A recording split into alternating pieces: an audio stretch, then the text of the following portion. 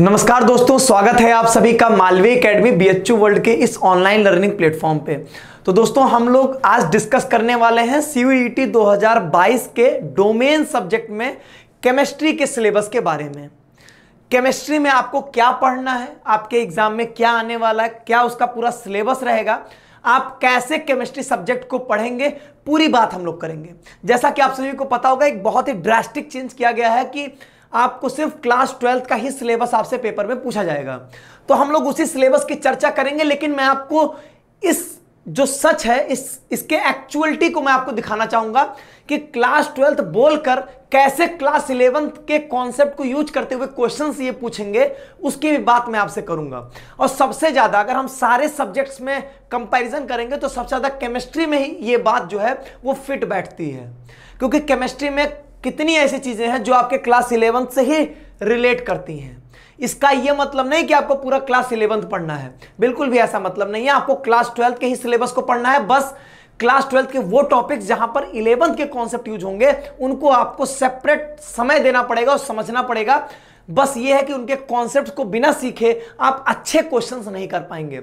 Normal question तो class 12th का ही पढ़ के हो जाएगा, लेकिन अच्छे क्वेश्चंस के लिए आपको क्लास 11th के कुछ कॉन्सेप्ट्स वो आपको पढ़ना जरूरी पड़ेगा। अब आपके दिमाग में आ रहा होगा, सर हमको कैसे पता चलेगा कि 11th के कौन से टॉपिक इंपॉर्टेंट हैं? तो आज वो मैं सिलेबस में डिस्कस करूंगा, और जब हमारे लेक्चर्स होंगे तो उन लेक्चर्स में मैं आपको 11th की चीजों को कोई पढ़ने की जरूरत नहीं पड़ेगी। जहां पर जरूरत पड़ेगी वहां पर मैं खुद आपको वो चीजें पढ़ा दूंगा कि यहां पर ये 11th का ये कॉन्सेप्ट है, इसको 15 मिनट लगे, 20 मिनट लगे, 1 घंटा लगे, लेकिन मैं उस टॉपिक को, उस कॉन्सेप्ट को वहीं पर आपको पढ़ा दूंगा। ठीक है, इस बात को समझिएगा। तो लोड आपका नहीं है, लोड हमारा है कि उसको कैसे स्ट्रक्चर्ड वे में हमको प्रस्तुत करना है। सारा स्ट्रक्चर बना के देने की जिम्मेदारी हमारी है, लेकिन उस बने हुए स्ट्रक्चर को अच्छे से एनालाइज करके समझ के पढ़ना, नोट्स बनाना, क्वेश्चन की प्रैक्टिस करना आपकी जिम्मेदारी है। ठीक है, तो हमारा काम होगा कि हम आपको एक रूपरेखा दे देंगे, लेकिन उसको एग्जीक्यूट करना, उसको समझना, पढ़ना आपकी जिम्मेदारी है। ठीक है, तो आपका काम बस केवल पढ़ाई करना। बाकी जो कंफ्यूजन का बाजार चल रहा है, इस कंफ्यूजन के बाजार से बाहर निकालने की जिम्मेदारी हमारी है। ठीक है, बिना कुछ भी टाइम वेस्ट किए हुए हम लोग यहां पर स्टार्ट करते हैं सिलेबस को। केमिस्ट्री का सिलेबस 3 पार्ट में होता है, फिजिकल, इनऑर्गेनिक और ऑर्गेनिक। फिजिकल और इनऑर्गेनिक तीनों जो होते हैं वो तीनों यहां पर आपके कुछ कुछ चैप्टर्स हैं आप में। जैसे अगर हम बात करेंगे तो फिजिकल में आपके 5 चैप्टर्स हैं, और मे भी आपके 7 चैप्टर ऑर्गेनिक में और 4 चैप्टर आपके इनऑर्गेनिक में। 1 बाय 1 देखते हैं, नंबर का कोई गेम यहां पर है नहीं। अब यहां पर समझिए, आपके सामने यहां पर टोटल 5 चैप्टर्स हैं फिजिकल केमिस्ट्री में। Solid state solution, electrochemistry, chemical kinetics और सरफेस केमिस्ट्री। हिंदी में क्या बोलेंगे वो मैंने वहां पे लिख ही दिया है। सबसे पहले अगर हम लोग बात करें यहां पे सॉलिड स्टेट चैप्टर की, तो सॉलिड स्टेट बेसिकली इस चैप्टर में हम लोग जो है वो पहले जो, अगर इसके हम बेसिक्स की बात करें, इसमें हम लोग पढ़ते हैं कितने टाइप के सॉलिड्स हैं, एमार्फस और क्रिस्टलाइन सॉलिड्स के कुछ बेसिक सी बातें आती हैं यहाँ पर। फिर इसके बाद हम लोग यहाँ पर स्टार्ट करते हैं अपने क्रिस्टल सिस्टम के बारे में पढ़ना। उसमें हम लोग क्यूबिक क्रिस्टल्स को थोड़ा सा डिटेलिंग करते हैं कि उसमें simple cubic, body centred, face centred, इन सब सारे क्यूबिक यूनिट सेल्स के बारे में हम लोग थोड़ा डिटेलिंग करेंगे। यहां पर हम लोग कई चीजें पढ़ने वाले रहेंगे। हम लोग डेंसिटी भी पढ़ेंगे, हम लोग यहां पर रेडियस एज लेंथ के बीच में रिलेशन क्या है, जहां से न्यूमेरिकल्स आपके आते हैं, यहां से आपको न्यूमेरिकल सॉलिड स्टेट में देखने को मिल सकता है। ठीक है, फिर उसके बाद यहां पर आप जब आगे प्रोसीड करोगे तो इसमें हम लोग क्लोज पैकिंग के बारे में पढ़ेंगे, जो कि आपके 2D और 3D दोनों में होगा। वहां से कोऑर्डिनेशन नंबर के क्वेश्चंस आते हैं। बहुत ही एनालिटिकल और बहुत ही बेहतरीन चैप्टर है। अगर आपको कोई अच्छा टीचर मिल जाएगा इसको पढ़ाने वाला, मतलब मेरे जैसे, मैं अपना अच्छा नहीं बोल रहा हूं, लेकिन आपको मैं इस तरीके से इसकी अंडरस्टैंडिंग दूंगा कि आपको मजा आने लगेगा, क्योंकि इसमें इमेजिनेशन बहुत ज्यादा होनी चाहिए। लेकिन आपके पेपर के लेवल में ऐसे इमेजिनेशन वाले बहुत अच्छे क्वेश्चंस नहीं आते हैं, बेसिक क्वेश्चंस आते हैं जो कि आप थोड़ा बहुत पढ़ के भी काम चला सकते हैं। ठीक है, ये सब होगा। फिर आपको लास्ट में इसमें क्रिस्टल में जो डिफेक्ट्स होते हैं, जिसमें खासकर फ्रैंकल शॉर्ट की इस टाइप के डिफेक्ट्स जो होते हैं, यहां से क्वेश्चंस बनते हैं। ठीक है, तो वो जब चैप्टर हम लोग पढ़ेंगे तो उसमें डिटेलिंग में चीजों को देखेंगे। फिलहाल मैं एक ओवरव्यू दे दिया कि कौन कौन से इंपॉर्टेंट टॉपिक्स हैं। ये टॉपिक किस चीज के इर्द गिर्द घूमता है वो मैंने आपको समझा दिया है। ठीक है, इस टाइप के यहां पर आपको क्वेश्चंस देखने को मिलेंगे। सॉलिड स्टेट का रिलेशन 11th के किसी भी टॉपिक से नहीं है, कोई इशू नहीं है, अगर आप इसको सेपरेट पढ़ोगे तो कोई प्रॉब्लम नहीं होगी। दूसरा है billion solution chapter. Solution chapter आप तब तक नहीं पढ़ पाओगे जब तक आपने मोल कॉन्सेप्ट चैप्टर सही से नहीं पढ़ा होगा। ये बात एकदम 100% श्योर जान लीजिए। मोल कॉन्सेप्ट चैप्टर में ही हम लोग कंसंट्रेशन टर्म्स जिसमें molarity, molality, normality, mole fraction, ये सब चीजों को कवर किए रहते हैं। मोल्स के बेसिक कॉन्सेप्ट को कवर करते हैं। इक्विवेलेंट कॉन्सेप्ट जो होता है वो भी आपका यहीं पर मोल कॉन्सेप्ट में होता है, बाकी टीचर टू टीचर डिपेंड करता है। जैसे मैं आपको इक्विवेलेंट कॉन्सेप्ट रिडॉक्स रिएक्शन में पढ़ाता हूं, लेकिन वो यहां पर आपको यूज कहीं ना कहीं पड़ेगा, क्योंकि सॉल्यूशन में जितनी भी चीजें रहेंगी हर जगह मोलैरिटी आने लगेगी, हर जगह नॉर्मैलिटी आने लगेगी, हर जगह मोल फ्रैक्शन की बात करने लगेगा। तो जब तक आपको वो सब नहीं आएगा तो यहां आप पढ़ नहीं पाओगे। या दूसरा तरीका है यहीं पर इन्हीं सब चीजों को हम लोग पढ़ लें, जो जो चीजें यहां पर यूज होती हैं। ठीक है, और सॉल्यूशन में अगर हम लोग बात करें तो दो पार्ट में हम लोग डिस्कस कर सकते हैं। एक पार्ट में आपके ideal, non ideal solution, vapour pressure, इनकी सबकी चर्चा करोगे। आइडियल और नॉन आइडियल सॉल्यूशन की प्रॉपर्टी से रिलेटेड कुछ क्वेश्चंस आपके बनते हैं। उसके बाद जो इसमें मेजर पोर्शन है वो कोलिगेटिव प्रॉपर्टी वाला पोर्शन है, कि 4 कोलिगेटिव प्रॉपर्टी होती हैं। पहले आप नॉर्मल कोलिगेटिव प्रॉपर्टी पढ़ो, फिर एबनॉर्मल कोलिगेटिव प्रॉपर्टीज आती हैं। नॉर्मल एबनॉर्मल से नहीं मतलब होता, उसमें मैं उसके डीप में नहीं जा रहा हूं, आपको समझाऊंगा नहीं कि कैसे एबनॉर्मल कोलिगेटिव प्रॉपर्टी हो गई, कैसे वहां वांट ऑफ फैक्टर आई आ जाता है, उसको कैलकुलेट कैसे करते हैं, वो सब एक पार्ट है। बस समझो कि 2 ही चीज यहां पर मिलनी है। वैसे हम लोग यहां पर 3 प्रकार की चीजें पढ़ते हैं। जैसे अगर मैं आपको पढ़ाऊंगा तो मैं आपको बताऊंगा कि कैसे आप ट्रू सॉल्यूशन 9 प्रकार का होता है, 9 में से 3 प्रकार के ट्रू सॉल्यूशंस हमको पढ़ने होते हैं। इस चैप्टर में बेसिकली इतना ही होता है। ठीक है, इसमें हम लोग solid in liquid, liquid in liquid, gas in liquid, 3 प्रकार के हम लोग यहां पर ट्रू सॉल्यूशंस की स्टडी करते हैं। टोटल 9 प्रकार के होते हैं। उसी में से आपके तीनों में से जो जो इंपॉर्टेंट बात है वो मैंने आपको बताया कि या तो आइडियल नॉन आइडियल सॉल्यूशन के प्रॉपर्टीज से क्वेश्चंस पूछेंगे, या तो वेपर प्रेशर से कुछ कॉन्सेप्चुअल क्वेश्चन बना सकते हैं, या एक राउल्ट्स लॉ होता है, राउल्ट्स लॉ से भी न्यूमेरिकल्स बन जाते हैं, और नहीं तो फिर अंततः कोलिगेटिव प्रॉपर्टी से न्यूमेरिकल आएगा ही आएगा, फॉर श्योर आएगा। 110% है, आपको क्वेश्चंस यहां से देखने को मिलने लगते हैं। और बाकी जो गैस इन लिक्विड वाला पार्ट होता है उसमें एक हेनरी लॉ होता है, बस वहां से क्वेश्चन वो बना सकता है, बाकी वो ज्यादा डीप में नहीं जाता है। इलेक्ट्रोकेमिस्ट्री की बात करें, अच्छा खासा बड़ा चैप्टर है, बेहतरीन चैप्टर है। 6 घंटे में मैंने इसका 1 शॉट भी लिया हुआ है, चैनल पे आपको मिल भी जाएगा। सॉल्यूशन का भी 1 शॉट हो चुका है, 4 या 5 घंटे का ये था आपका। ठीक है, ऑलमोस्ट आपके चैप्टर्स इसमें से कवर भी हैं, आप देख भी सकते हो अगर जिनको देखने का मन हो। इलेक्ट्रोकेमिस्ट्री, वैद्युत रसायन। इलेक्ट्रोकेमिस्ट्री आपके 2 पार्ट में डिवाइडेड होता है, एक तो इलेक्ट्रोकेमिकल सेल वाली पार्ट होती है और एक होता है कंडक्टेंस वाला पार्ट।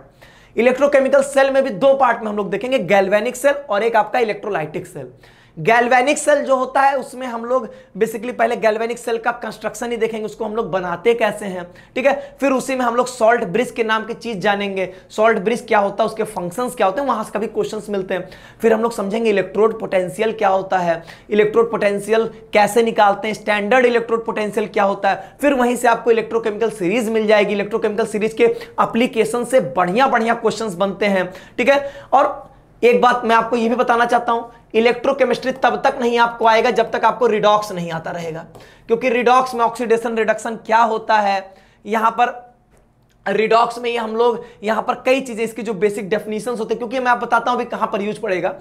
इसी तरीके से नस्ट इक्वेशन है, हर जगह आपको जैसे आपने गैल्वेनिक सेल पढ़ा, गैल्वेनिक सेल में ऑक्सीडेशन रिडक्शन ही आपको ऐसे सुनने को मिलेगा कि एनोड पे ऑक्सीडेशन हो रहा है, कैथोड पे रिडक्शन हो रहा है, तो पता ही नहीं है कि ऑक्सीडेशन रिडक्शन क्या होता है, ऑक्सीडेशन नंबर की नॉलेज नहीं होगी, तो आपसे क्वेश्चन कहां से होंगे, यहां पे फंस जाओगे। अभी मैं बताता हूं, इलेक्ट्रोकेमिकल सीरीज तो होगी ही नहीं अगर आपको रिडॉक्स चैप्टर अच्छे से नहीं आता है। तो रिडॉक्स कई जगह कई बुक्स में रिडॉक्स और इलेक्ट्रोकेमिस्ट्री एक ही में मर्ज होते हैं। क्यों? क्योंकि ये नहीं पढ़ाओगे तो ये आप पढ़ा नहीं सकते हैं, इसीलिए इसको पढ़ाना बहुत कंपलसरी हो जाता है। ठीक है, फिर ऐसे ही आप इसमें जब आगे बढ़ोगे कि नस्ट इक्वेशन आती है, वो भी बहुत इंपॉर्टेंट है, वहां से न्यूमेरिकल आने के हद से ज्यादा चांसेस होते हैं। बाकी मैंने आपको बता ही दिया कि इलेक्ट्रोकेमिकल सीरीज से अच्छे खासे एप्लीकेशन से क्वेश्चंस आते हैं।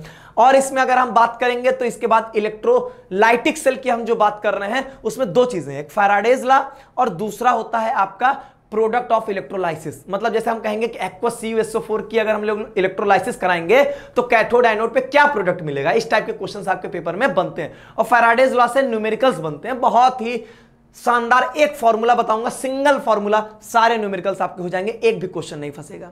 और वहां पर भी आपके रिडॉक्स का बहुत तगड़ा यूज पड़ता है। प्रोडक्ट ऑफ इलेक्ट्रोलाइसिस निकाल ही नहीं सकते अगर आपको रिडॉक्स चैप्टर नहीं आता है तो, ठीक है। तो इसलिए आपने देखा मोल कॉन्सेप्ट, रिडॉक्स, ये सब ऐसे बेसिक चैप्टर है ना कि कोई इनसे इनकार नहीं कर सकता, इनको पढ़ना ही पढ़ना पड़ेगा। केमिकल काइनेटिक्स, ये है आपका थोड़ा सा सेपरेट चैप्टर, इसमें आपको बहुत ज्यादा प्रीवियस नॉलेज की रिक्वायरमेंट नहीं पड़ती है। यहां पर बेसिकली हम लोग केमिकल काइनेटिक्स, आप इसके नाम से ही समझ सकते हो कि यहां पर क्या कर रहा है, रिएक्शंस के स्पीड, रिएक्शंस के रेट, इनकी चर्चा कर रहा है। कोई रिएक्शन कितनी फास्ट है, कितनी स्लो है, इसकी चर्चा करता है। तो केमिकल काइनेटिक्स में बेसिकली हम लोग रिएक्शन के रेट की, ठीक है, रिएक्शन के रेट में हम लोग फिर जानेंगे, रेट लॉ के बारे में जानेंगे। रेट लॉ से हम लोग निकालेंगे रेट कांस्टेंट। रेट कांस्टेंट किस पे डिपेंड करता है, तो टेम्परेचर पे डिपेंड करता होगा। तो फिर हम लोग वहां से आर्हीनियस इक्वेशन की तरफ बढ़ते हैं, कई चीजें होंगी। रेट लॉ में ही ऑर्डर आ जाएगा, तो जीरो और फर्स्ट ऑर्डर, ठीक है, जिसको हम लोग हिंदी में क्या बोलते हैं, शून्य कोटि की अभिक्रिया और एक कोटि की अभिक्रिया। ये हम लोग को जीरो और फर्स्ट ऑर्डर दो ही पढ़ना होता है, बाकी हमारे सिलेबस में नहीं है, हायर ऑर्डर की रिएक्शंस नहीं है। अब जीरो और फर्स्ट ऑर्डर में बहुत डिटेलिंग में पढ़ना पड़ेगा कि उनके उसमें हम लोग रेट कांस्टेंट के लिए क्या एक्सप्रेशन बनाने वाले हैं, और भी उसमें हाफ लाइफ का क्या फॉर्मूला आएगा, वहां से न्यूमेरिकल्स आपके बनते हैं। तो यहां से न्यूमेरिकल भी बन सकता है और थ्योरेटिकल क्वेश्चन भी बन सकते हैं, क्योंकि यहां पे आपके कोलिजन थ्योरी है, एक्टिवेशन एनर्जी के कॉन्सेप्ट्स हैं। तो एक्टिवेशन एनर्जी वाली चीजें आपको केमिकल काइनेटिक्स में बहुत अच्छे से थ्योरेटिकल फॉर्म में क्वेश्चंस आपको मिल सकते हैं। बड़ा चैप्टर है थोड़ा सा, लेकिन चीजें बहुत आसान होती है, छोटी छोटी होती हैं, आराम से इसको हम लोग कवर कर लेंगे, ठीक है। मजा आएगा पढ़ने में बहुत। और केमिकल काइनेटिक्स का भी 4 या 6 घंटे का जो है, इसका भी वन शॉट चैनल पे है, उसको भी आप देख सकते हो, ठीक है। तो ये आपका बेहतरीन चैप्टर है, ठीक।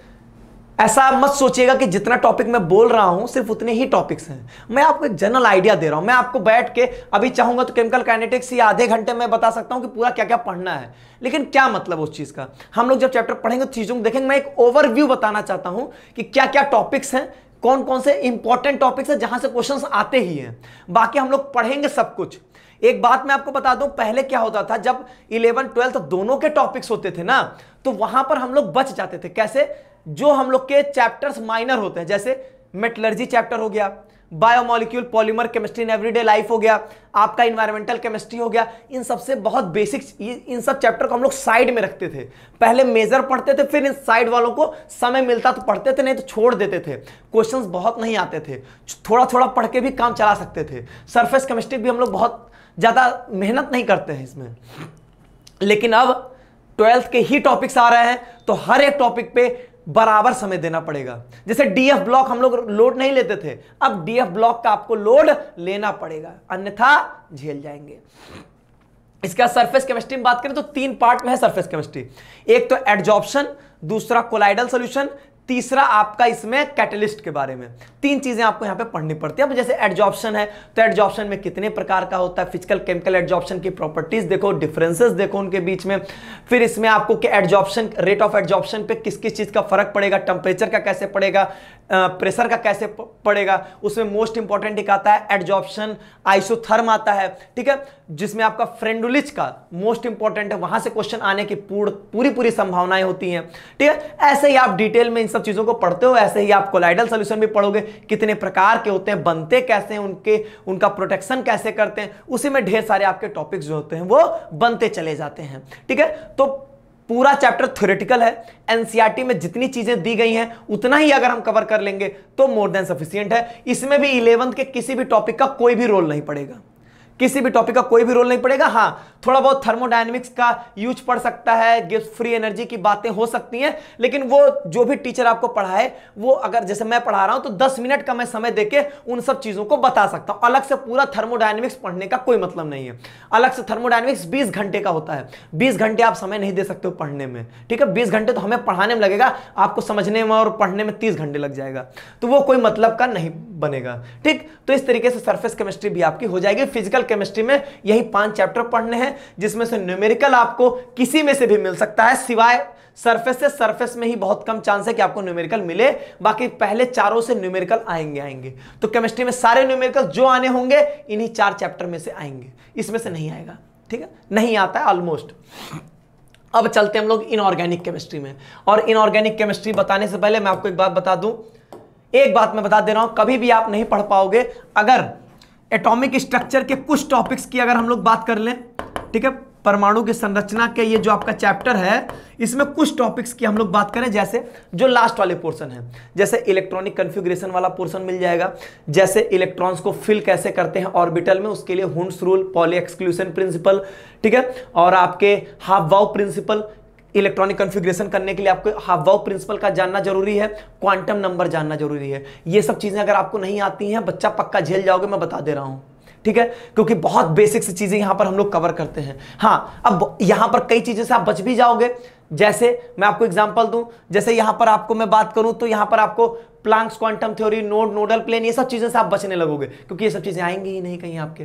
ठीक है, लेकिन यहां पर जो बातें मैंने बोला वो आपको करना ही पड़ेगा। दूसरा, यहां पर पढ़ने से पहले आपको पीरियोडिक प्रॉपर्टीज बहुत इंपॉर्टेंट है। आप कहोगे सर इसका यूज कैसे आप पढ़ गए, तो 11th का टॉपिक है, मैं बताता हूं आपको कैसे मूर्ख बनाया जाता है। आप पीरियोडिक प्रॉपर्टीज का ब्लॉक का मात्र एक चैप्टर है ना, इसमें ब्लॉक का कौन सा है, ब्लॉक और ये पीडीएफ और पी में आपको ग्रुप 15 से ग्रुप 18 तक पढ़ना है ना।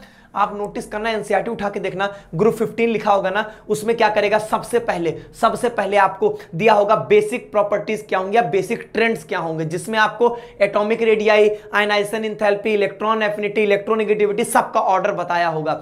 और 4 लाइन लिख के छोड़ दिया है, क्यों, क्योंकि उसने यहां पर पढ़ा चुका है एनसीईआरटी वाले ने। तो अब यहां पर आप क्या करोगे, अगर आपने बेसिक पीरियोडिक प्रॉपर्टीज पढ़ा है तो ग्रुप 15 से 18 डीएफ ब्लॉक की कई चीजें आपकी कवर हो जाएंगी, जो बेसिक वाला पार्ट होता है। ठीक है, इसलिए पढ़ना बहुत जरूरी पड़ जाएगा ये।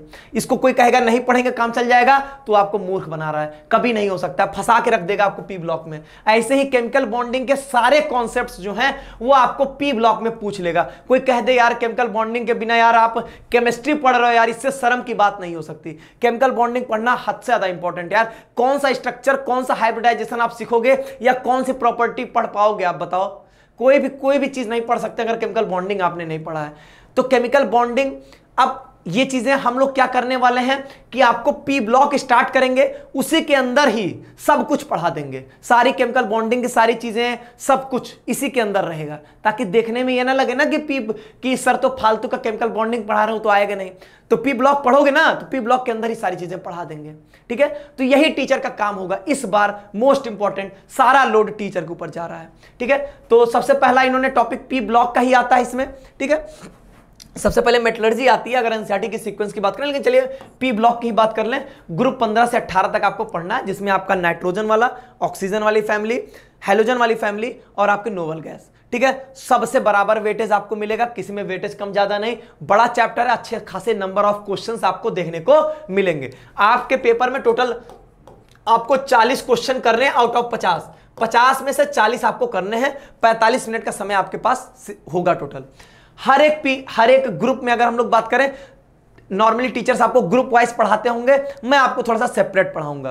ग्रुप 15 से 18 में जितने भी इंपॉर्टेंट रिएक्शंस वाली चीजें हैं सबको मैं अलग अलग छांट के रख दूंगा। जैसे एग्जांपल एक दे देता हूं, हाइड्रोलिसिस वाली सारी रिएक्शंस 15 से 18 ग्रुप के सारे रिएक्शंस को मैं आपको एक जगह करवा दूंगा। तो आपको बेसिकली मेरा क्या रोल होता है पी ब्लॉक पढ़ाने में, मैं ये कर देता हूं कि पहले सारे प्रॉपर्टीज, सारे कॉन्सेप्चुअल चीजें एक जगह पढ़ा दूंगा। उसके बाद मैं ग्रुप वाइज क्या डिस्कस करूंगा, सिर्फ कंपाउंड, कि ग्रुप 15 में एनसीईआरटी में ये कंपाउंड है, उनमें ये रिएक्शन, ये उनके बनाने के तरीके, और प्लस जो भी उनकी चीजें होंगी वो बता दूंगा। ऐसे ग्रुप 16 में, ऐसे ग्रुप 17, ऐसे ग्रुप 18। 17, 18 छोटा मिल जाएगा आपको, 16, 15 आपके थोड़े से बड़े होते हैं, 15 सबसे बड़ा होता है। कंपाउंड्स वही पढ़ने जो कि आपके एनसीईआरटी में होंगे, उसके बाहर अगर हम कुछ भी एक भी चीज पढ़ते तो हमारा टाइम वेस्ट होगा। उसके बाद डीएफ ब्लॉक की अगर हम लोग यहां पर बात करते हैं, तो डीएफ ब्लॉक में आपको, पहले हम लोग डीएफ ब्लॉक का लोड नहीं लेते थे, लेकिन अब हम लोग डीएफ ब्लॉक का लोड लेंगे, क्योंकि सिर्फ 12th में ही है ये आपका। अब डीएफ ब्लॉक में समझिएगा चीजों को। डीएफ ब्लॉक में बेसिकली हम लोग जैसे डी ब्लॉक पढ़ेंगे, तो डी ब्लॉक में बेसिकली हम लोग ट्रांजिशन मेटल्स के प्रॉपर्टीज को डिस्कस करेंगे। अब उसमें हम लोग उनकी मैग्नेटिक प्रॉपर्टीज, उनके आयनाइजेशन एनर्जी, मतलब आयनाइजेशन इंथैल्पी को पढ़ेंगे, ठीक है। ऐसे इसमें उनकी कैटालिटिक प्रॉपर्टीज क्या होती हैं, मतलब ट्रांजिशन मेटल्स की प्रॉपर्टीज ढेर सारी होंगी, उसमें से हम लोग कई चीजों को पढ़ेंगे क्योंकि वहां से क्वेश्चंस आपके बन सकेंगे, क्योंकि आप डिटेलिंग में पढ़ना है। इलेक्ट्रॉनिक कॉन्फ़िगरेशन के बारे में पढ़ेंगे, ठीक है। और आपके जो सिलेबस में है तीन, जैसे आप डी ब्लॉक में 3 सीरीज होती है, 3D 4D 5D, उसमें से 3D सीरीज आपके लिए इंपॉर्टेंट है। तो 3D सीरीज में हर चीज का ट्रेंड देखेंगे, इलेक्ट्रोनेगेटिविटी का, चाहे आपके एटॉमिक रेडियाई का, आयनाइजेशन एंथैल्पी का, हर एक चीज का ऑर्डर देखेंगे हम लोग, ठीक है। वो सब चीजें इंपॉर्टेंट होंगी। और डी ब्लॉक में आपके कुछ कुछ चीजें होंगी, जैसे डी ब्लॉक में 2 इंपॉर्टेंट कंपाउंड्स मिलेंगे आपको, एक KMnO4, एक K2Cr2O7, तो दोनों की स्टडी यहां पर करना पड़ता है। ऐसे एफ ब्लॉक में हम लोग बेसिकली, अच्छा हाँ, और भी डी ब्लॉक में है आपका सबसे मोस्ट इंपॉर्टेंट लेंथेनाइड कंट्रैक्शन और उसका क्या इफेक्ट पड़ता है, उसके एप्लीकेशंस क्या होते हैं वो देखने पड़ते हैं। और एफ ब्लॉक की अगर हम लोग बात करें, जो मुझसे पीरियोडिक प्रॉपर्टीज पढ़े होंगे, इन सब चीजों से इंट्रोड्यूस हो चुके होंगे, काफी चीजें उनकी कवर हो चुकी हैं। एफ ब्लॉक की बात करें तो यहां पर भी पहले इनका इलेक्ट्रॉनिक कॉन्फ़िगरेशन, कुछ चीजों के ट्रेंड्स आपको देखने पड़ेंगे, ऑक्सीडेशन स्टेट्स देखनी है, ऑक्सीडेशन स्टेट यहां पर भी देखनी है, बहुत इंपॉर्टेंट होता है, ठीक है। मैं अभी भी बोल रहा हूं, मैं सारे टॉपिक्स नहीं बता रहा हूं, बस मैं आपको जनरलाइज एक ओवरव्यू देना चाहता हूं बस, ठीक है। नहीं तो ऐसा तो 2 घंटे लग जाएगा, सिलेबस कभी डिस्कशन खत्म ही नहीं होगा। Coordination compound another important chapter, बहुत इसका वेटेज पहले भी रहा है, अब भी अब तो और इसका समझ लीजिए आपका वेटेज बढ़ गया, अच्छे खासे नंबर ऑफ क्वेश्चंस आपको कोऑर्डिनेशन कंपाउंड में देखने को मिलेंगे। अब इसमें आप पहले ये सीखोगे कि कोऑर्डिनेशन कंपाउंड बेसिकली होते क्या हैं, उनको आप पहचानना सीखोगे कि इस तरीके से डिब्बा में बंद करके कोऑर्डिनेशन कंपाउंड रखा गया है, उसमें सेंट्रल मेटल एटम क्या है, लीगेंड क्या है, कोऑर्डिनेशन नंबर क्या, ऑक्सीडेशन नंबर कैसे निकालते हैं। जब पहचानना सीख जाओगे तो वहां से आपको उनका नामकरण करना पड़ेगा, उनका नामकरण सीखेंगे तो उनमें आइसोमेरिज्म सीखेंगे, आइसोमेरिज्म सीख लिए हैं तो अब उसमें हम लोग उनकी बॉन्डिंग सीखेंगे, कैसे इनमें बॉन्ड कैसे बन गया है, कैसे मेटल लीगेंड जुड़ गए हैं। बॉन्डिंग सीखने के लिए हम लोग अलग अलग थ्योरी पढ़ेंगे, बैलेंस बॉन्ड थ्योरी पढ़ेंगे, क्रिस्टल फील्ड थ्योरी पढ़ेंगे, फिर यहां पर कुछ कलर वाली चीजें आएंगी। इस तरीके से आपका पूरा चैप्टर चलता है ये, ठीक है। तो कोऑर्डिनेशन कंपाउंड बेहतरीन चैप्टर, मजा आती है। ये है आपका मेटलर्जी वाला chapter, general principle and isolation, process of isolation of the elements. इसमें बेसिकली हम लोग को क्या पढ़ना पड़ता है कि मेटल को उसके ओर से कैसे हम लोग एक्सट्रैक्ट करते, निकालते कैसे हैं। अब उसमें कई प्रोसेसेस आएंगे आपको कि कैसे कंसंट्रेशन किया जाता है ओर का, फिर कंसंट्रेटेड ओर को कैसे हम लोग ऑक्साइड में चेंज कर रहे हैं, फिर उसमें कई चीजें आएंगी, रोस्टिंग, कैल्सिनेशन आएगा, फिर प्यूरिफिकेशन में कई सारे मेथड्स आएंगे कि भैया ये आपसे पूछेगा बताओ जोन रिफाइनिंग किसमें की जाएगी, वन अर्कल मेथड किसके लिए होता है, इस टाइप की चीजें आपको यहां पर देखने को मिलेंगी। तो इसमें भी इलिंगम डायग्राम एक बहुत इंपॉर्टेंट टॉपिक है यहां का, तो इस पे अब हम लोग अच्छे से समय इन्वेस्ट करेंगे, अच्छा समय देके इसको हम लोग चैप्टर को कवर करेंगे। लास्ट बट नॉट लीस्ट और मोस्ट इंपॉर्टेंट आपके केमिस्ट्री का ऑर्गेनिक केमिस्ट्री। ऑर्गेनिक केमिस्ट्री में मैं आपको एक बात बताना चाहता हूं, ऑर्गेनिक केमिस्ट्री कोई ये कह दे कि 11th और 12th तो समझ लीजिए वो टीचर ही नहीं है। अगर किसी ने ये कहा कि ऑर्गेनिक केमिस्ट्री 12th वाली, ऑर्गेनिक केमिस्ट्री 11th वाली, तो इसका मतलब सही से उस टीचर को ही केमिस्ट्री की नॉलेज नहीं है। ऑर्गेनिक केमिस्ट्री में कोई 11th 12th नहीं होता है। क्यों? क्योंकि हर एक चीज आपकी इंटरकनेक्टेड होती है। आप एक बात बताइए, कोई ऑर्गेनिक केमिस्ट्री स्टार्ट कर दे और आपको हेलोएल्केन हेलोएरिन पढ़ाने लगे और आपको पहले नेमिंग ना पढ़ाए, आईयूपीएसी नॉमेनक्लेचर ऑर्गेनिक कंपाउंड की नेमिंग कैसे करते हैं, अगर आपको यही नहीं पता है तो आप क्या पढ़ोगे हेलोएल्केन हेलोएरिन। यहां पर डायरेक्ट आपको कंपाउंड का नाम लिख देगा, आपको कंपाउंड के नाम से स्ट्रक्चर नहीं बना पा रहे हो, स्ट्रक्चर से कंपाउंड का नाम नहीं लिख पा रहे हो, तो क्या मतलब रह जाएगा? कोई मतलब नहीं रहेगा, कोई भी क्वेश्चन आपसे नहीं होगा यहां पे, ठीक है। वो लिख देगा 2-ब्यूटीन, आपको पता ही नहीं 2-ब्यूटीन क्या होता है, क्या करोगे आप पढ़ के फिर? तो इसीलिए मैं बता दे रहा हूं कि ऑर्गेनिक केमिस्ट्री में कोई 11th 12th नहीं होता है, आपको सारी चीजें पढ़नी पड़ेंगी, ठीक है। मैं बता रहा हूं कि कैसे आपसे, अच्छा आप बच कहां जाओगे? बच आप कहीं भी नहीं जाओगे, लेकिन मैं तब भी आप कैसे बचोगे वो मैं आपको समझाता हूं। पहले मैं कुछ टॉपिक्स लिखना चाहता हूं यहां पे। आईयूपीएसी नॉमेनक्लेचर हो गया, दूसरा हम यहां पे लिख सकते हैं आइसोमेरिज्म, तीसरा टॉपिक मैं यहां पे लिखूंगा आपसे जीओसी जनरल ऑर्गेनिक केमिस्ट्री, और यहां पे मैं फिर लिखूंगा यहां पे रिएक्शन मैकेनिज्म। अब यहां पर देखिएगा, इसके बाद सारी चीजें इतनी होती हैं, ठीक है। अब यहां पर ध्यान दीजिएगा, एक बात बताइए, आप haloalkane haloarene alcohol phenol ether aldehyde ketone carboxylic acid amine, अब इसमें आपके एनिलीन और नाइट्रोबेंजीन जो भी आए, कुछ भी आए, क्या आपको नाम जानना जरूरी नहीं है? अगर आप किसी भी ऑर्गेनिक कंपाउंड का नाम नहीं लिख पाते हैं, स्ट्रक्चर से नाम, नाम से स्ट्रक्चर। अगर आपको ये नहीं आता है ऑर्गेनिक केमिस्ट्री का, क्या एक सिंगल क्वेश्चन भी आपसे बनेगा? कभी नहीं। तो ये तो पढ़ना ही पढ़ना है, कोई नहीं मना कर सकता इसको। दूसरा आइसोमेरिज्म, आपको बताऊं, आप एनसीईआरटी उठा के देखना, हेलो एल्केन हेलो एरीन है, इसी में आपसे आइसोमेरिज्म उसमें खुद इंक्लूड किया है, आप देखना। और आप ये भी ध्यान देना, हेलो एल्केन हेलो एरीन उठाओगे ना तो पहले आईयूपीएसी नेमिंग लिखा होगा, फिर पलटोगे उसमें कॉमन नेम और आईयूपीएसी नेम दोनों बताता है, फिर पलटोगे तो उसमें आइसोमेरिज्म का पार्ट आएगा, उसके बाद वो रिएक्शन स्टार्ट करता है। इसका मतलब आइसोमेरिज्म और आईयूपीएसी पढ़ना ही पढ़ना है, ठीक है। तो ये आप बच नहीं सकते, बच कैसे सकते हो? ऑलरेडी है। आप कहोगे क्वेश्चन आ जाएगा आइसोमेरिज्म से, आप कहोगे आइसोमेरिज्म तो था ही नहीं सिलेबस में, था, इसके अंदर था, आपने ध्यान नहीं दिया, ठीक है। तो इसलिए हमको अच्छे से पढ़ना पड़ेगा, ठीक है। वो चाहे स्ट्रक्चरल हो चाहे स्टीरियो हो, चीजों को हमको देखना पड़ेगा। हाँ, बस बच कहाँ गए, फिर मैं कह रहा हूं बच गए, लेकिन कहाँ पे? इनकी डिटेलिंग प्रैक्टिस नहीं करनी है, इनके वही क्वेश्चंस करने जो यहां पर आ रहे होंगे, जो यहां पर होंगे, ठीक है। इस तरीके से जीओसी क्या होता है सर? ये क्या चीज होती है जीओसी? जनरल ऑर्गेनिक केमिस्ट्री में आप क्या बता दोगे? जनरल ऑर्गेनिक केमिस्ट्री में हम लोग बेसिकली पहले पढ़ते हैं कि इफेक्ट्स कुछ पढ़ते हैं, ठीक है। कुछ इलेक्ट्रॉनिक डिस्प्लेसमेंट्स होंगे जिसमें हम लोग पढ़ेंगे इंडक्टिव इफेक्ट, मेसोमेरिक इफेक्ट, ठीक है, हाइपर कंजुगेशन, ये सब चीजें हम लोग पढ़ेंगे। अब क्या होता है कि इनके ढेर सारे एप्लीकेशंस होते हैं। इनके एप्लीकेशन से मेनली क्वेश्चंस कहां पे बनते हैं मैं बताता हूं। एक तो स्टेबिलिटी का क्वेश्चन बनेगा, दूसरा आपके रिएक्टिविटी के क्वेश्चंस बनेंगे, और दो और स्पेशल चीजें होती हैं। वो क्या होती है? यहां पे एसिडिक नेचर और बेसिक नेचर के ऑर्डर की, या इसको आप एसिडिक और बेसिक के ऑर्डर का भी बोल सकते हैं। और एक होगा यहां पे एरोमेटिसिटी का, एरोमेटिसिटी का। जीओसी से अगर हम मेनली निकालें तो इतनी ही चीजें होती है, इतने टाइप के क्वेश्चंस बनते हैं। अब आप कहोगे सर अब तो जीओसी आएगा नहीं तो स्टेबिलिटी के क्वेश्चन नहीं आएंगे। स्टेबिलिटी किसकी?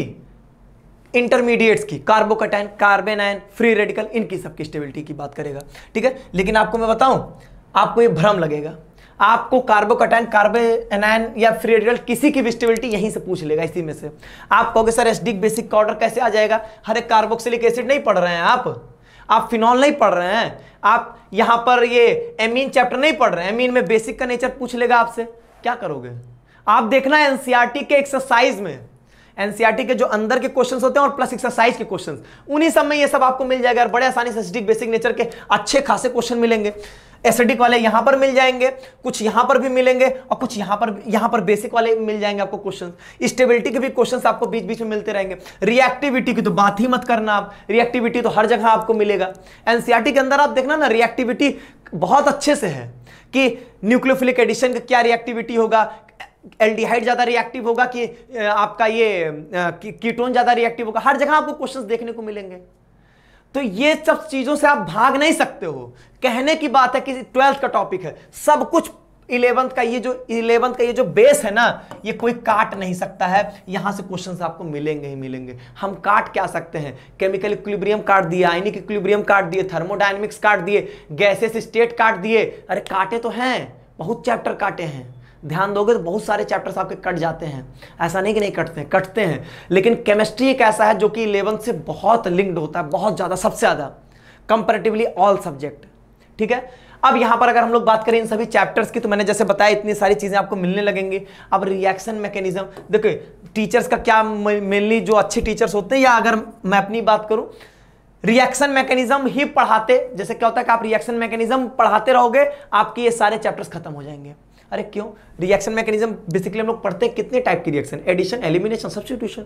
अब उसमें न्यूक्लियोफिलिक एडिशन, आपके इलेक्ट्रोफिलिक एडिशन, न्यूक्लियोफिलिक सब्स्टिट्यूशन, इस तरीके से हम लोग पढ़ते हैं। तो उसमें क्या हो, अब देखिए रिएक्शन, अब एक बात सोचिएगा, रिएक्शन मैकेनिज्म में हम लोग सबसे पहले कुछ बेसिक टर्म्स सीखते हैं। इलेक्ट्रोफाइल क्या होता है, न्यूक्लियोफाइल क्या होता है, लीविंग ग्रुप क्या होता है, कौन अच्छा लीविंग ग्रुप है, कौन बेकार लीविंग ग्रुप है, ये सब चीजें हम लोग पढ़ते हैं ना। हम लोग न्यूक्लियोफाइल, इलेक्ट्रोफाइल यही तो सीखते थे कि यहीं पर हमको पता चलता था कि इलेक्ट्रोफाइल, न्यूक्लियोफाइल होते क्या हैं। अब आप ये सोचो, ये क्या कर रहा है, ये क्या कर रहा है भैया, ये कह रहा है direct halo alkane hello arene पढ़ो।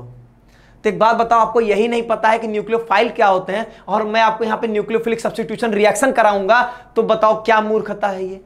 न्यूक्लियोफिलिक सब्स्टिट्यूशन रिएक्शन क्या है हमको ये पता नहीं है, और हम हेलो एल्केन हेलो एरीन पढ़े, तो ये तो बेवकूफ़ी वाली बात हो गई ना।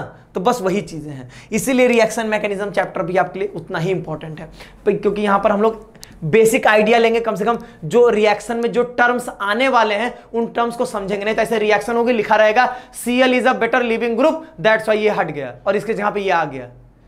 कोई दूसरा न्यूक्लियोफाइल अटैक मार दिया, इलेक्ट्रोफाइल अटैक मार दिया। इलेक्ट्रोफाइल कहां अटैक मारता है, न्यूक्लियोफाइल कहां अटैक मारता है, ये सब हेलो एल्केन हेलोरिन में नहीं सीखते हम लोग, ये सब रिएक्शन मैकेनिज्म में सीखते हैं। तो क्या रिएक्शन मैकेनिज्म नहीं पढ़ना पड़ेगा? बिल्कुल पढ़ना पड़ेगा। तो इसीलिए मैं बता रहा हूं बहुत इंपॉर्टेंट है। बाकी अगर हम लोग बात करें इन सब चैप्टर्स में, यहां से यहां के चैप्टर्स का एक बेसिक रूल होता है क्या, आप इसमें पढ़ोगे सबसे पहले कैसे बनाया जाता है, फिर उनकी रिएक्शन, फिर हम लोग पढ़ते हैं फिजिकल और केमिकल प्रॉपर्टी।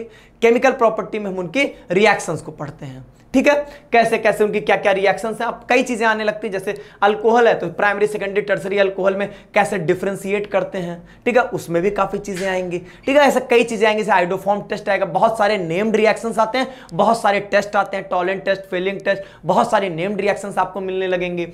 और अगर मैं बात करूं तो हर एक चैप्टर में हर एक रिएक्शन इंपॉर्टेंट है, कुछ कहीं से कुछ भी पूछ सकता है, कुछ भी हम छोड़ नहीं सकते हैं। और मैं किसी में क्या बताऊं, सब में अगर मैं सब में बोलूंगा, सब में 10-10 रिएक्शंस, बहुत अच्छी अच्छी रिएक्शंस हैं, तो उसके बारे में डिस्कशन करने का कोई अर्थ नहीं, उसमें ज्यादा हम लोग समय वेस्ट नहीं करते हैं। बाकी एल्डिहाइड, कीटोन और कार्बोक्सिलिक एसिड सबसे बड़ा चैप्टर और सबसे बेहतरीन चैप्टर है। बहुत नामी गिरामी रिएक्शंस यहां पर मौजूद हैं, आपकी सुना ही होगा सभी ने, एल्डोल, कैनिजारो, इस सब का रिएक्शंस का नाम आपने सुना होगा, वो सारी रिएक्शंस यहीं पर देखने को आपको मिलती हैं। बेसिकली हम लोग यही करेंगे, सबको बनाएंगे, फिर उनके फिजिकल प्रॉपर्टी और केमिकल प्रॉपर्टी में उनकी सारी रिएक्शंस की स्टडी करेंगे। होना यही है सब में, किसी में भी और कुछ नहीं होना है, ठीक है। इसके बाद नाइट्रोजन कंटेनिंग कंपाउंड की अगर हम लोग बात करें तो यहां पर बेसिकली हम लोग एमीन्स, एनिलीन और आपके नाइट्रोबेंजीन, ये सब कंपाउंड्स पढ़ेंगे। फिर से वही उनके बनाने वाली रिएक्शन, उनके जो केमिकल रिएक्शंस होंगी वो पढ़ेंगे, ठीक है। और फिर इसके बाद आपके इसमें एक डायजोनियम सॉल्ट, मोस्ट इंपॉर्टेंट चीज है। कन्वर्जन का ऑर्गेनिक केमिस्ट्री में एक चीज होती है कन्वर्जन, ठीक है, कि एक से एक आपको एक तरफ एक दे देगा कंपाउंड, एक तरफ दूसरा कंपाउंड, कैसे कन्वर्ट करेंगे, क्या रिएक्शंस होंगी, कौन कौन से रिएजेंट्स लगेंगे, ठीक है। तो अब यहां पर आपके ऑर्गेनिक केमिस्ट्री में तो वही मैं कन्वर्जन की बात कर रहा हूं, तो कन्वर्जन के क्वेश्चंस आते हैं, तो वहां पर क्या होता है, वहां पर डायजोनियम सॉल्ट मोस्ट इंपॉर्टेंट होता है। डायजोनियम सॉल्ट की रिएक्शंस बहुत तगड़ा कन्वर्ट करती हैं। और यहां पर मैं आपसे बात कर रहा था कि ऑर्गेनिक केमिस्ट्री में क्वेश्चंस कई प्रकार के आपको मिल सकते हैं। आपको हो सकता है कि आपको रिएक्शन दे दे, प्रोडक्ट बनाना पड़े, हो सकता है कि आपसे रिएक्टेंट प्रोडक्ट दोनों दे देगा, आपसे रिएजेंट पूछ लेगा, ठीक है। कई टाइप के क्वेश्चंस बन सकते हैं, आपसे नेम्ड रिएक्शन डायरेक्टली पूछ लेगा, रिएक्शन लिख देगा, बताओ ये कौन सी नेम्ड रिएक्शन है, वो भी आपसे पूछ सकता है। डिपेंड करता है वो किस टाइप के क्वेश्चंस बनाना चाह रहा है। बहुत अच्छे अच्छे क्वेश्चंस भी बनते हैं, बहुत इजी भी क्वेश्चंस बनते हैं, ठीक है। तो ये यहां से यहां की सारी कहानी होगी, कोई भी रिएक्शन छोड़ नहीं सकते हो। ये मत पूछना कौन सी इंपॉर्टेंट कौन सी नहीं, कुछ भी आ सकता है, ठीक है। और biomolecule polymer chemistry in everyday life, ये आपके लास्ट 3 चैप्टर, जिनके लिए मैं बोलूंगा एनसीईआरटी में रफली शायद 50 पेजेस में है। जितना एनसीईआरटी में दिया गया उतना पढ़ लेते हो, मोर देन सफिशिएंट है। जिसमें खासकर पॉलीमर और केमिस्ट्री इन एवरीडे लाइफ, तो 10 बार एनसीईआरटी पढ़ के आप जाओगे, क्वेश्चन पक्का आएगा, आपसे पक्का सही हो जाएगा। लेकिन अगर हम पॉलीमर में बात करें तो यहां पर आपको टीचर की आवश्यकता पड़ेगी। यहां पर बेसिकली हम लोग को कार्बोहाइड्रेट, प्रोटीन, न्यूक्लिक एसिड और आपको यहां पे विटामिन तो बहुत बेसिक सी चीजें हैं बस, लेकिन ये 4 चीजें हैं। न्यूक्लिक एसिड में डीएनए, आरएनए बहुत इंपॉर्टेंट पड़ जाएगा आपका, ये सब चीजें पढ़नी। प्रोटीन में भी बहुत ज्यादा नहीं, बस उनके प्रोटीन के कुछ structures primary, secondary, tertiary, quaternary वाले होंगे, उनको देखना पड़ता है। बाकी कुछ ऐसी खास चीजें नहीं है। कार्बोहाइड्रेट थोड़ा सा बड़ा है, वहां पर आपको चीजें थोड़ा समय देना पड़ेगा, क्वेश्चंस वहां से बनते हैं। तो बायोमोलिक्यूल से एक अच्छा चैप्टर, क्योंकि यहां पे स्ट्रक्चर्स आते हैं, ठीक है। अब देखो, अब मैं आपको बताऊं कैसे जीओसी यूज हो गया। आइसोमेरिज्म वाला पार्ट यहां पर ध्यान दो। आइसोमेरिज्म आपसे यहां पूछेगा, जब कार्बोहाइड्रेट पढ़ोगे ना, ग्लूकोज, फ्रक्टोज आएगा, और वहां पर आइसोमेरिज्म से आपसे क्वेश्चन आ जाएगा, कितने ऑप्टिकल आइसोमर्स बनेंगे बताओ, पूछ लेगा आपसे। ग्लूकोज का पक्का पूछ लेगा। और आपको क्या लगता है, एनसीईआरटी में ही ग्लूकोज, फ्रक्टोज के आइसोमेरिज्म के रिलेटेड चर्चाएं आपको मिलेंगी। वहां पर बोलेगा ये वाला आइसोमर, ये वाला आइसोमर, तब आप समझोगे कि अच्छा आइसोमर तो पूछ, आपको लगेगा कि आइसोमर का क्वेश्चन तो आ ही नहीं सकता, क्योंकि वो तो 11th का पार्ट है, लेकिन यहां पे आके पूछ लेगा, आप क्या करोगे फिर। तो इसीलिए हमको पढ़ना जरूर पड़ेगा, कोई छोड़ नहीं सकता। ऑर्गेनिक केमिस्ट्री में तो 0.1% भी छोड़ना, समझ लीजिए शरीर के लिए नुकसानदायक हो जाएगा, अच्छे क्वेश्चन हमसे नहीं होंगे। बाकी यार पॉलीमर वॉलीमर में जो एनसीईआरटी में दिया गया, कुछ ने टाइप ऑफ पॉलीमर दिए गए हैं, ये पॉलीमर है, वो इसका एग्जांपल है, ये ऐसे बनता है, बस उसमें यही ध्यान दो कि ये वाला इस वाले कैटेगरी के अंदर आता है, ये वाला पॉलीमर, इसको हम लोग बनाते ऐसे हैं, इसका स्ट्रक्चर ऐसा होता है, बस चल जाएगा आपका काम, एग्जांपल्स याद होने चाहिए। केमिस्ट्री इन एवरीडे लाइफ में बेसिकली हम लोग मेडिसिन, ड्रग्स, इन सब के बारे में पढ़ते हैं, ठीक है। कई मेडिसिन होती हैं, उनको सबके बारे में आपको थोड़ा थोड़ा नॉलेज ले लेनी है। और यहाँ पर आपको बेसिकली कुछ आर्टिफिशियल स्वीटनिंग एजेंट्स होते हैं, उनके बारे में आपको आना चाहिए। बाकी सोप डिटर्जेंट और उनका क्लीजिंग एक्शन कैसा होता है वो पढ़ना पड़ता है, ठीक है। सोप डिटर्जेंट से क्वेश्चन आने की संभावना बहुत ज्यादा, और कुछ कुछ बहुत फेमस ड्रग्स हैं उनसे क्वेश्चन आपके आते हैं, ठीक है। तो वो सब चीजें यार टोटल एनसीईआरटी वाली होती है। जैसा एनसीईआरटी में जैसी चीजें उतना ही आपको पढ़ा दिया जाएगा, आप उतने में खुश रहेंगे और उतने से ही क्वेश्चन आएगा, बाहर से नहीं आ सकता है। वैसे भी इन्होंने 12th एनसीईआरटी बोला, इवन जेईई एडवांस तक भी इन सब चैप्टर्स में कहीं और से नहीं पूछता है। Chemistry in everyday life, polymer, इन सब में कहीं और से नहीं पूछता है, ठीक है। तो ये सब थ्योरेटिकल चैप्टर्स हम मजे से बीत जाएंगे, बहुत लोड नहीं लेना इनका, ठीक है। तो ये था आपका ओवरऑल केमिस्ट्री का सिलेबस। कैसे पढ़ना है मैंने आपको बता दिया, कहां कहां पर 11th के टॉपिक्स आपको यूज पड़ेंगे वो भी मैंने आपको डिस्कस कर दिया, ठीक है। तो उम्मीद करता हूं कि आपको सारी बातें, सिलेबस अच्छे से समझ में आ गया होगा। सिलेबस समझना सिर्फ एक काम नहीं होगा, सिलेबस को अच्छे से हम लोगों को इंप्लीमेंट भी करना पड़ेगा, ठीक है। और मैं अभी बोल रहा हूं कि सिलेबस को अच्छे से करना, क्लास 11th के टॉपिक्स को रिलेट करके करवाते रहना, ये सब एक टीचर का लोड है, वो मतलब हमारा लोड है। आपका लोड क्या है, बस जैसे चीजों को दे दिया जाए वैसे पढ़िएगा, बस उतना आप कर लेंगे, आपका काम हो जाएगा, ठीक। चलिए आज के वीडियो में बस इतना ही रखते हैं। बहुत बहुत धन्यवाद।